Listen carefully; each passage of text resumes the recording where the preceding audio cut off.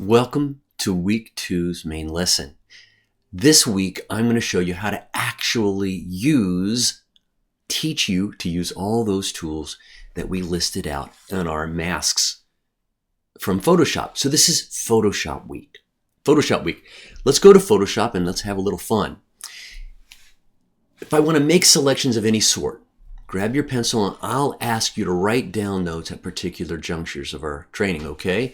Here's something you want to know about selections. No matter how they're made, no matter what kind of mask they are, they can be added to each other, subtracted from each other, and something called intersected with each other. So if I make a rectangle, in fact, just to make this very clear without any confusion, let me create a new layer and I'm going to fill my layer with white. Now I'm doing that by using a keyboard shortcut on the Mac. Currently, my foreground color is black, my background color is white. And on the Mac, if I do Command Delete, it fills with the background color. Alternatively, if I did Alt or Option on the Mac, Option Delete, it would fill with the foreground color. I'll be doing that. Command Delete on the Mac, Control Delete on the PC,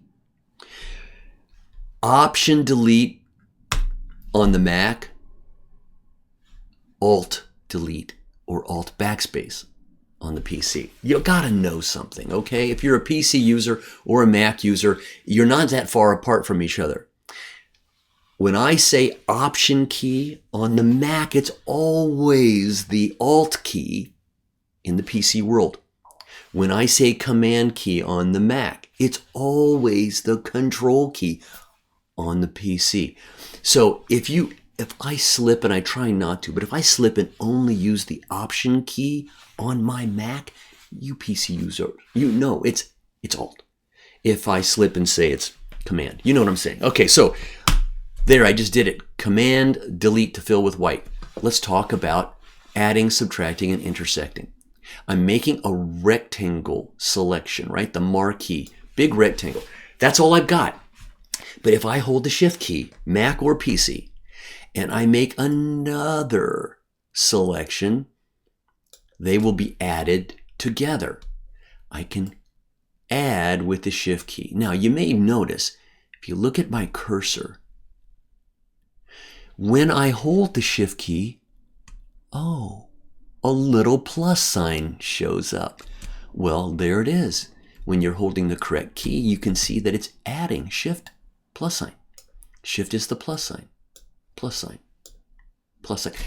Now, it's cool that you can swap selection types. You can swap the mask tool you're using and continue the work.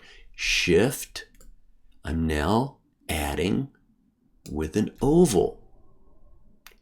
I'm going to grab my Lasso tool, another masking tool. I'm going to hold my Shift key, lay out some rope, and it adds that. The Shift key adds. Easy. New tool. The Option key or Alt key subtracts. And you'll notice, if you look at the bottom of my cursor, there's a minus sign. When you're holding the Option or the Alt key, you're seeing there's a minus sign that shows up. It's telling me I'm using the right key. Subtract. Subtract. Can I change tools? You bet I can. We've done it. Let's get the oval and subtract.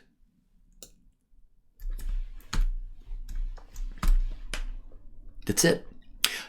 Lasso tool, subtract. Holding the Alt key, the Option key. Everything in that area just got subtracted. Click on nothing, click. It's another way to deselect. Shift key to add, Option or Alt key to subtract. Now let's have a little fun by showing you two new tricks. You notice that when I grab that oval tool and I dragged, it drags from what would be considered its upper left hand side, upper left-hand side, and dragging away from that. And that may not be the easiest way to control what you want to select. Instead of clicking and dragging, if you hold and this is crazy, but if you hold the Option key before the click, it says drag out of the center of the oval. Drag out of the center of the oval. If you hold the Option or the Alt key before the click, while you're generating that, you see now, if I hold the Option key, it's going to subtract. You saw that happen. Unfortunately, like I say, it's like playing piano, and it looks easy until you sit down at the keyboard. There's some interesting finger things going over there, and timing is important, it's key. But play with that, practice that. Make a shape. I want it to come out of the center. I'm going to hold the Option key before I drag. It comes out of the center. If I'm still holding it, it thinks I want to subtract. I do, but it's not coming out of the center that time. Did you see that? So play your piano. Get a little practice in there. I have an oval, and I'm going to change tools and grab a rectangle. You know, if I draw that rectangle with the Shift key, it's going to add. If I drag it with the Option key, it's going to subtract. But what happens, you're going to find out, if I hold both Shift and Option? Well, now it looks like I have a little multiplication sign, a little times sign by my tool. It's not going to multiply. It's going to do something called the intersection. Intersection is, what does this current selection have in common with the next selection that I make? Intersection is another way of saying, what do they have in common? What space do the two of them share? And when I release, can you imagine what this shape is going to look like if they intersect? See if you predict it properly. What they had in common. Let's do it again. I have a shape. I'm holding the Option key before I drag my square. Select, and it also drags out of the center. I'm going to change tools. I'm going to get myself an oval. I'm going to Shift and Option, or Shift and Alt on the PC, and get what these have in common. Get a good look. Yeah, it's what they have in common. And I keep going. And then what does that have in common with this? Okay, just so you know, I'm going to show you how you can use it as we continue to practice. I want you to see select, add to the selection, subtract from the selection, intersect with the selection. I'm going to close the dock. Close that layer, we'll say. Let's throw that layer in the trash can. All right, with that knowledge, that really simple, basic, you're thinking too basic knowledge, let's go grab the Object Selection tool. And I'm going to just look up. And when I look up, I see that there are these 4 icons that show up right away next to the Object Selection tool itself. Let's just hover and let it teach me. Hi, I will make you a new selection. Oh, thanks. That's the default button. But look at the next one. Add to the selection. Shift key. Subtract from the selection. Option or Alt key. And the next one, you shouldn't be surprised. Intersect. So if you don't know those keyboard shortcuts, most times you'll look up and you'll see the equivalent of those keys as buttons. It may explain some of these little bugs you see flying around on your screen in the terms of these little icons. Okay, just so you know. All right, that's the Object Selection tool. It gives me those buttons. If I want to, I can hold down the Shift key. The Marquee tools, we've been through pretty extensively. There's really not a lot more to know about that once you learn Shift, Option, and Shift and Option for intersect. The Lasso tool, Some things to know about the Lasso tool. The Lasso tool I use to make selections where they might be difficult. Let me see if I can show you what I mean. The Lasso tool is really, like we've said, laying out a piece of rope. It's very difficult, however, to get straight selections. And I can't use the rectangular selection tool, the Marquee, to select an object that isn't already perfectly square on my screen. This table, for example, if I was going to try to select the table, you could see how the Marquee is just not going to cut it in the shape of that table. Problematic. And so what am I going to do? Well, the Lasso tool is your friend, even though it doesn't look like it will be. Instead of clicking and dragging and trying, tongue optional, getting the shape that you want. Oh, please. No, it's too hard. It could select an irregular shape, but it's irregular on its own. It's too bumpy and it's too hard to draw or select with a bar of soap on a rope or a mouse, something like that. It gets too tricky. And so you get an alternative Lasso tool. If you click and hold, there's an alternative Lasso tool called the polygonal tool. And I'm going to grab it. The problem with it is that it's always straight. I'm just moving. I clicked, and it's like it's a spider web. It's stuck. The spider web is sticky. It's stuck, and it's waiting for me to try to stick it someplace else, like a spider would do. I clicked. Oh, now it's spider web. It wants me to click on the next spot, and I got it. Oh, sticky.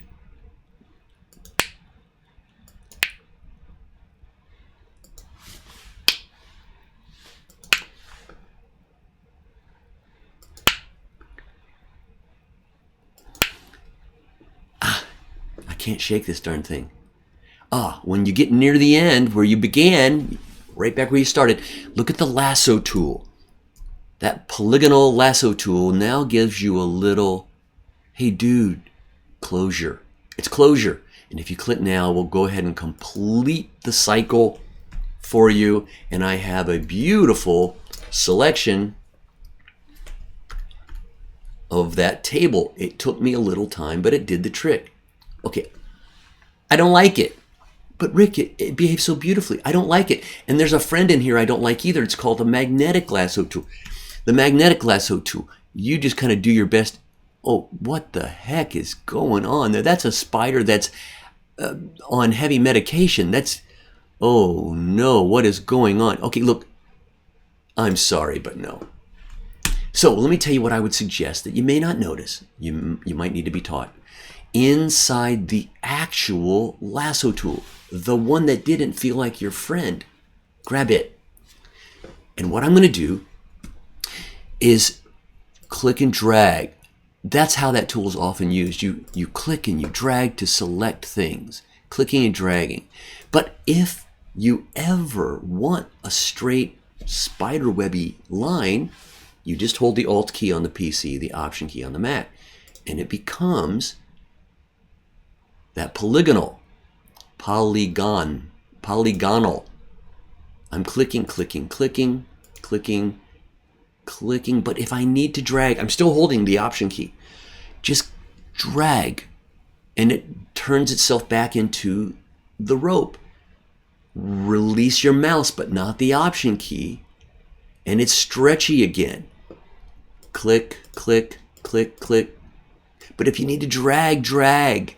I'm never letting go of the Option key, the Alt key on the PC. Drag. But if you let go of the mouse, but not the Option key, you can still get stretchy again. Okay, that's what I'm doing, and it looks like it's craziness. And I don't have to find closure, because when you let go of everything, it goes, I got you, boss. And it finds and closes back to the original starting point. So that's useful when I want to select things that are difficult, I'm going to try to grab the top. I'm holding the Option key with the real lasso tool of that table. And I'm just carefully clicking. Now, could you zoom in and do this? And if I wanted to, I could go there and let go. I try to let go on the long, hard drag. Let me show you that. Look where I click. I'm going to zoom up for us. I'm going to click here at the bottom of that tabletop. I'm holding my Option key. Click, click, click, click. And now, look what happens when I let go. Closure. I utilize that long line closure when I'm working. I might want it to do the hard parts for me. For example, here on the window, I'm going to click at the top, okay? I'm going to hold my Option key. You know I am, my Alt key PC users. I'm going to go click and drag, and I get there, and I let go. You see how it did that straight line for me? You don't want to draw up that straight line. That's too much work.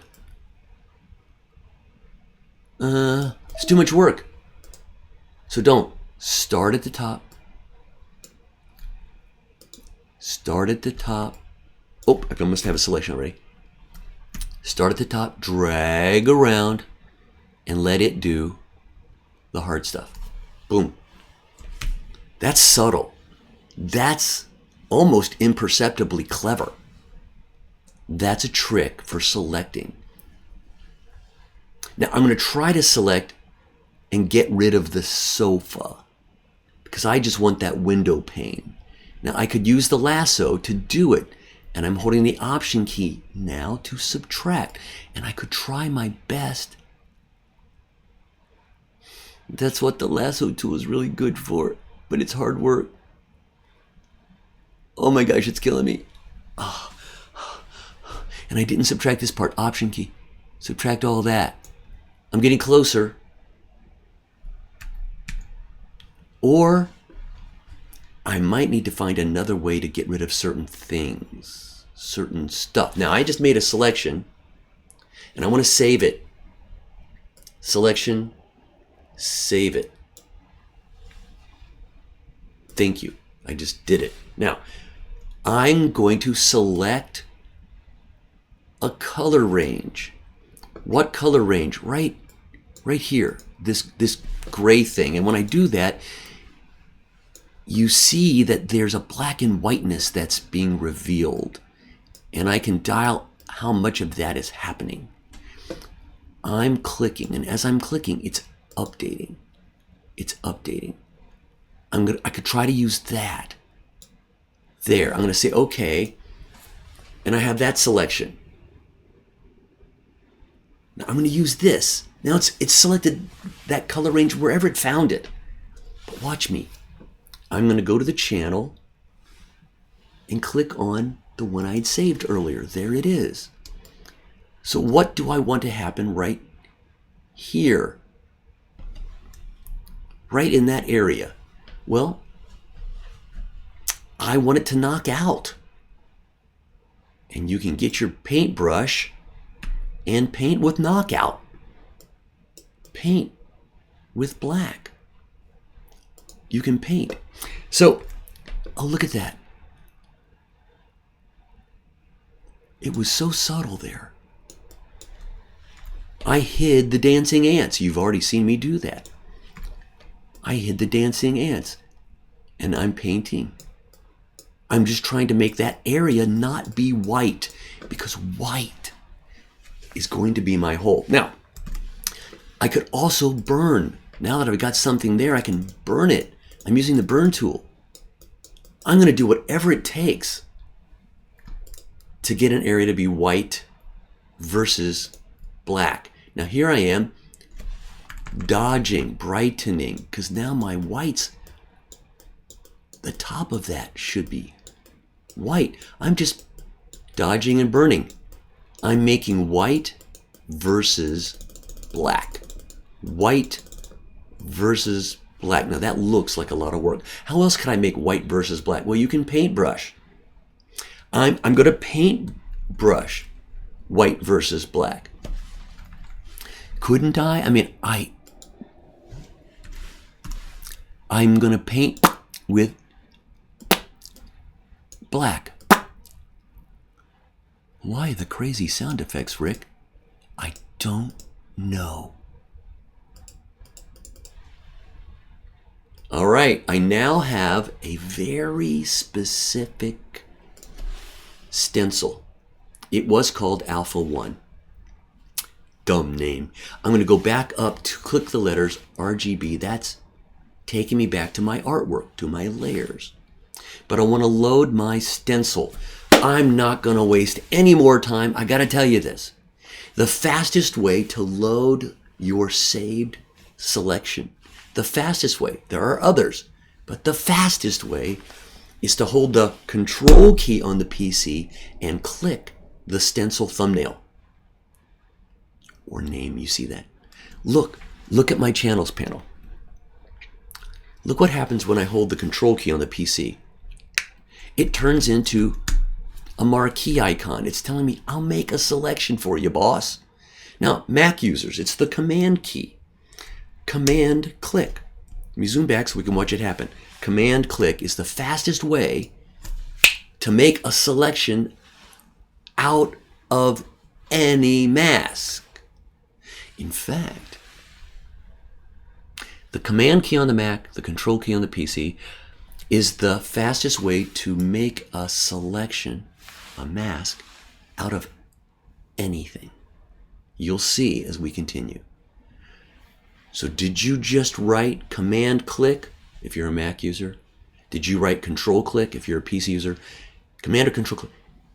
The icon or the name to make a selection, to reload that saved selection, to re-grab that saved stencil and lay it back on top of your artwork.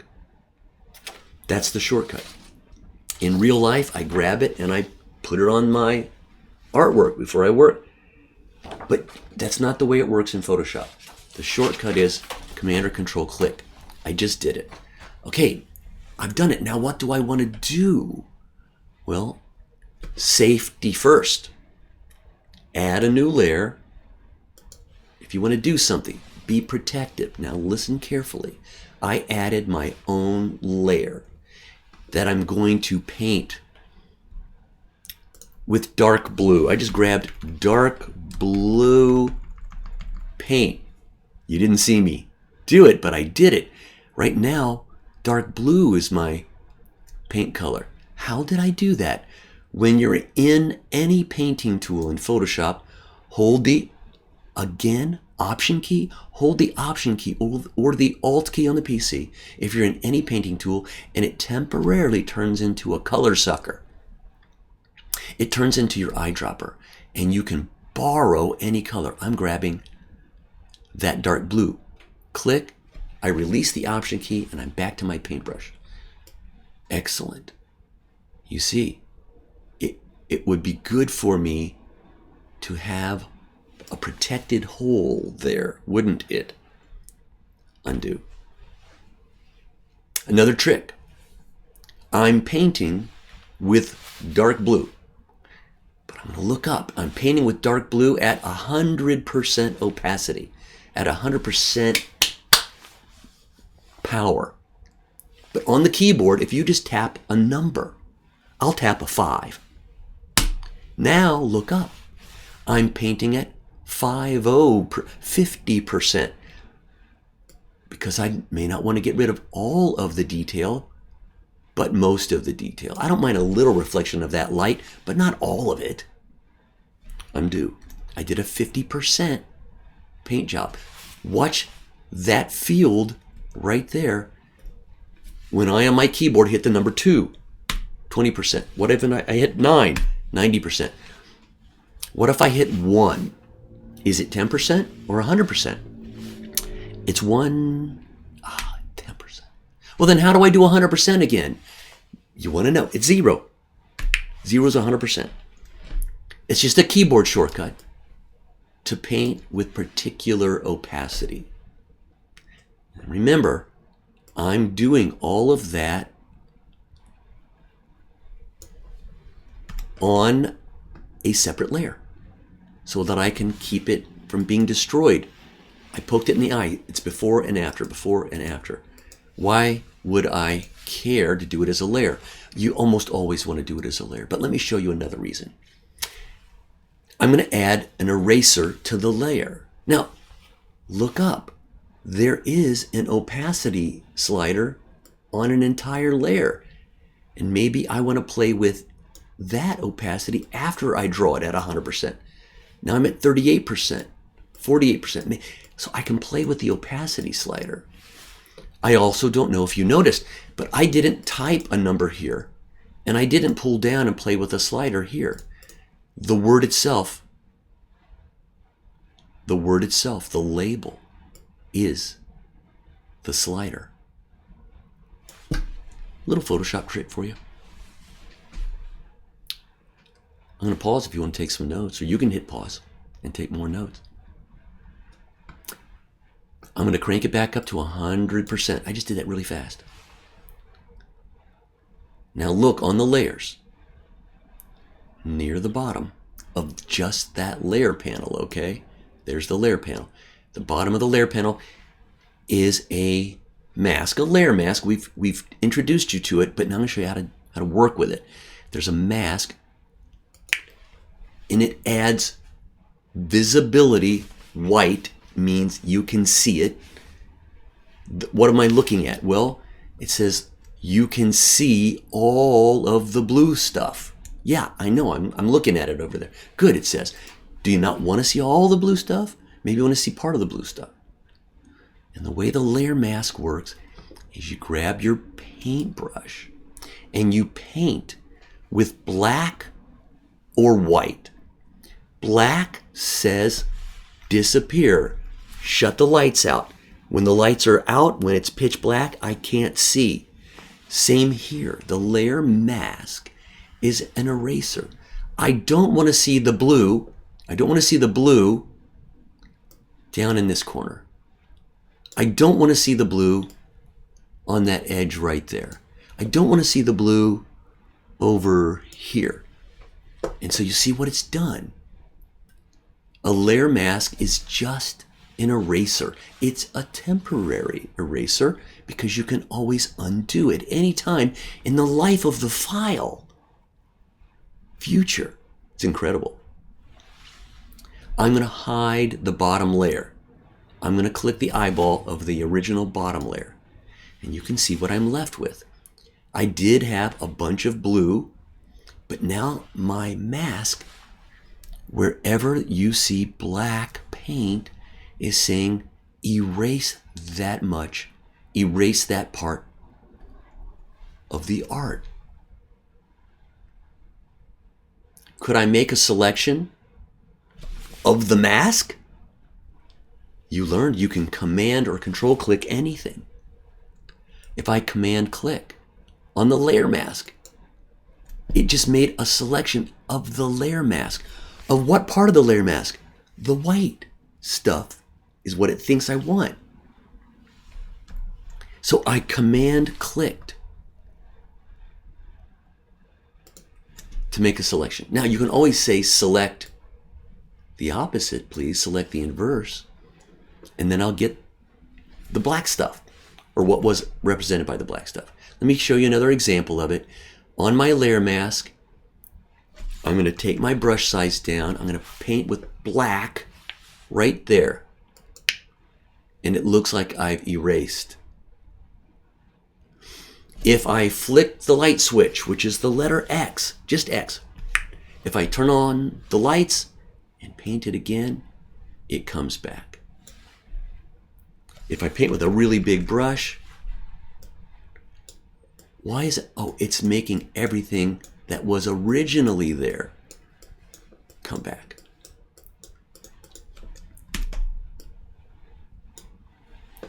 Just painting. Now, if I'm on my layer mask I can always also fill the screen with let me see it all. Remember our shortcut. I'm looking at my little color strips here. White is on top. Oh, to fill with the top, it was Option Delete. To fill with, I don't want to see it, I could do Command Delete, Control Delete. It'll fill with the background color, which is currently black, and black is I don't want to see it. White is I do want to see it. Option Delete, I do want to see it. Command or Control Delete or backspace is I don't want to see it. My mask is temporary and adjustable. I don't see any of my blue, but now I could paint with lights on and it would come back wherever I paint. That's how it works. Undo. You saw it happening. Now let's turn on our background. Same thing's going to happen. Right now, I have a big dark blue area in that window, but I don't see any of it because I've masked it. It's blacked out. But now on my mask, not on my artwork, notice the difference. I'm not painting on the artwork. I'm painting on the mask. You see that little clue. Which one are you painting on? The one with the extra brackets around the corners. So I don't want to paint on my artwork. I want to paint on my mask because I want to paint white. I want to paint lights on right at this area of the mask only.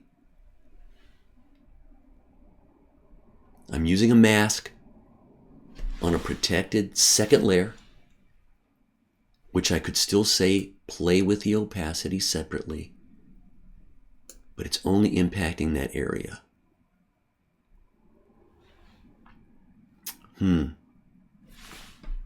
Throw it in the trash. Another trick. Do I still have my selection? Yeah, because I saved it. Remember? Alpha 1. That was my window. Well, that's a dumb name, Alpha 1, for my window. So I'm going to double click and say my window. I've renamed Alpha 1.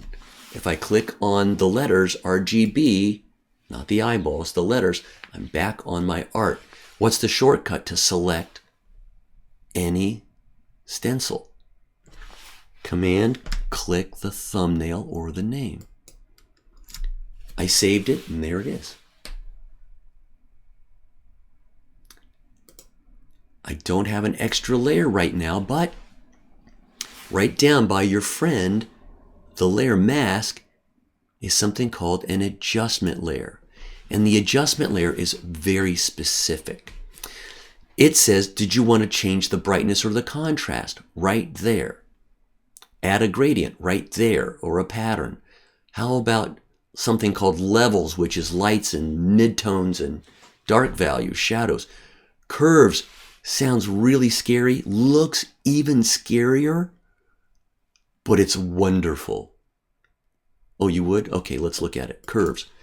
And notice that when I ask for something called curves, any of these actually, any adjustment layer, when you ask for any adjustment layer, it gives you the adjustment, in this case, curves, and it also, I'm just organizing my panels here, it gives you the adjustment and it gives you a free layer mask every time. So you can add a layer mask when you want, but it always adds a layer mask for you when you choose one of these adjustment tools. Well, that sounds curious. Why is that? Hey, and I thought you said this thing was called curves. That doesn't look very curvy. It looks like a big mountain range, which represents the tone values, the tonal values in my image. Here's the light stuff in this image, this tall mountain. Here's the dark stuff. I guess this is like, the table. And over here would be the windows, the dark stuff.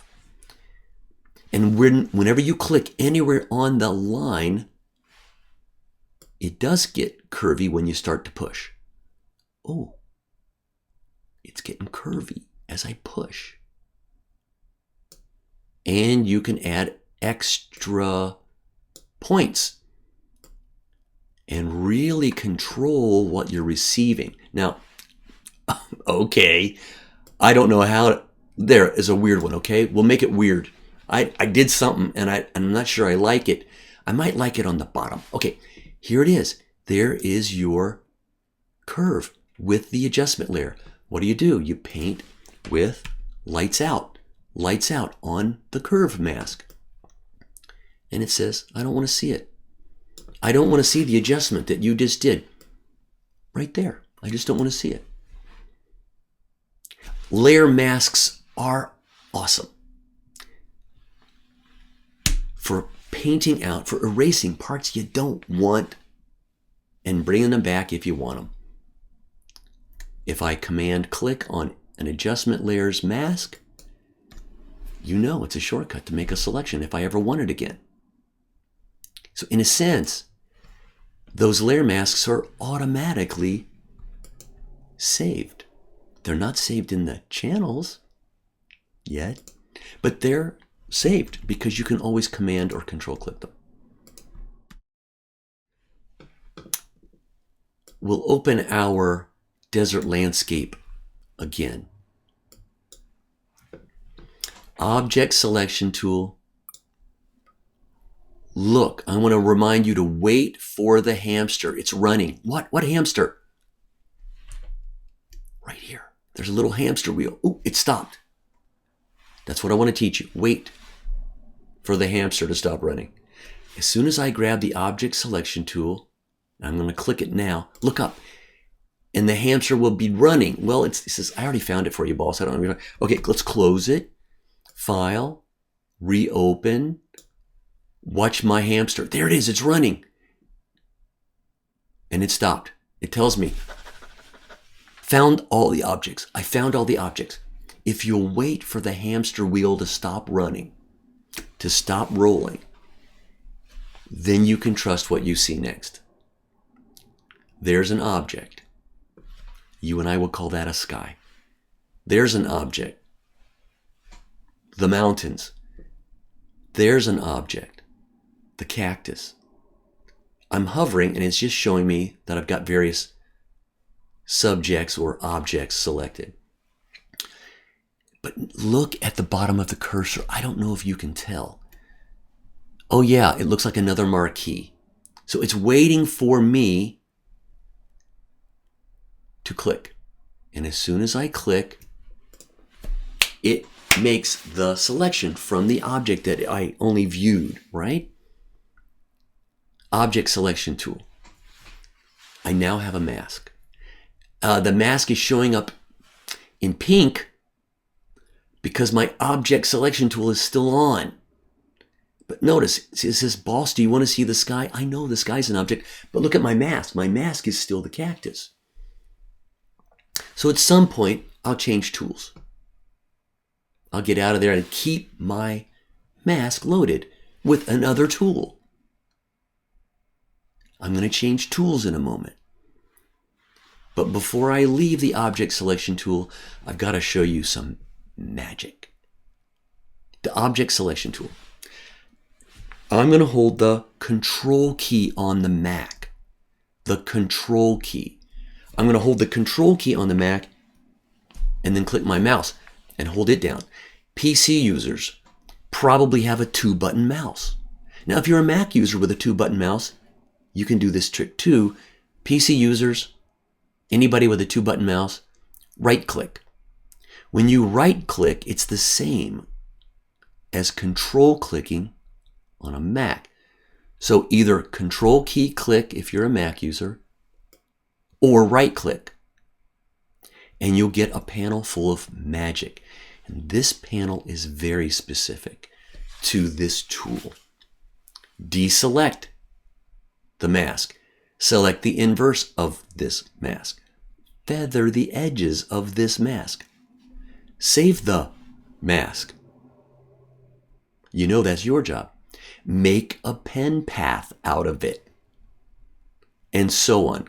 Make this jump up like you copied it and created a new layer. Lots of choices, but this is my favorite piece of magic. This is Harry Potter stuff right here. Delete and fill the selection. You're only going to find this here. I'm sorry, but you're only going to find it here. Magic. Wait, object selection tool. Stop talking to me right now. I'm going to change tools. I used the object selection tool to select an object. I held Control on the Mac and clicked and dragged down, or right click on a 2-button mouse to get to the magic that said delete and fill. That's magic. I used a mask to delete a very specific area. I let the program's intelligence do all the work. Okay, now I'm going to undo, and you can see it added clouds. It added a mountain.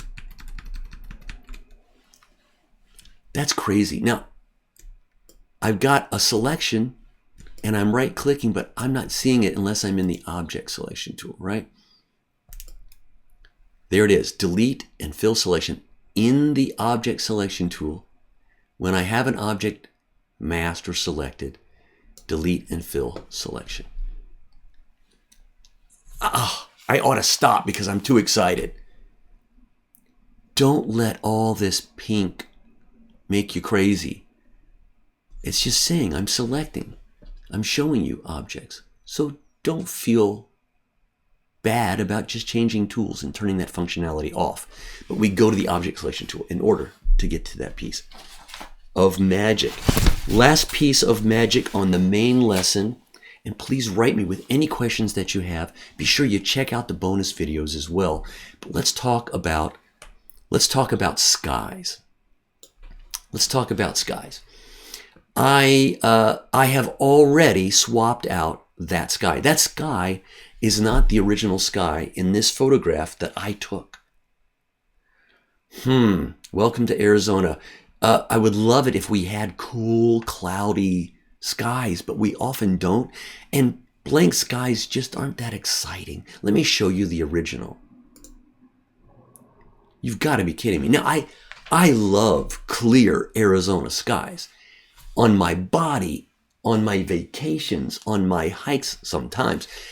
There's just a tiny little puff of white cloud right there, but otherwise it's kind of boring for a photo. I've already swapped out the sky. Now, you didn't know that when we've been working on this image, but I'm going to walk you through 2 ways you could do it. I could say select my sky, and that's amazing. And then I could paint around in there. I could paste a cloud in there. I could have some fun with that. But that's not going to be the easy way. I can do it, and if you really want me to do it, beg me to do it, and I'll do it on the Yours Day video. Command D for deselect. But the way to swap out a sky, the way I did it, is not where it should be. It's not under the Select menu, Sky. Right below Select Sky, it ought to have a little indent and say Replace Sky, but it doesn't. Right there. It does over here. What? Under Edit? Sky Replacement? That's Sky Magic. Look, Ma, no hands. I'm just waiting. Done. What? All right. This will be the last part of the main lesson. You get a new little panel. And that panel, this is in the Photoshop course, but I'm letting you see in the mask course that you can do magic with masks. There it is. What magic? Sky replacement. Here, ignore all the sliders for now, but right here is a pop-up. That little white triangle or arrow pointing downward,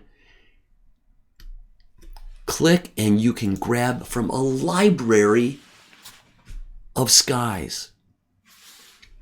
Now, I really mean you can select from a library of skies. Adobe have given you a library worth of skies. Spectacular? We'll see. I open it and I point to one. Now, I think that is, in fact, spectacular. I love it. And I loved it the first 10 times I saw it. And then I started to see exactly this sky show up in other people's photos all over Facebook and Instagram. I even saw a contest where the winner had this spectacular sky. The judges had no clue that they had just borrowed one of these from the new Photoshop. So I don't often care for the automatic built-in Adobe skies. I don't, but they're there and you've got them. What I've done is I've created my own folder at the bottom.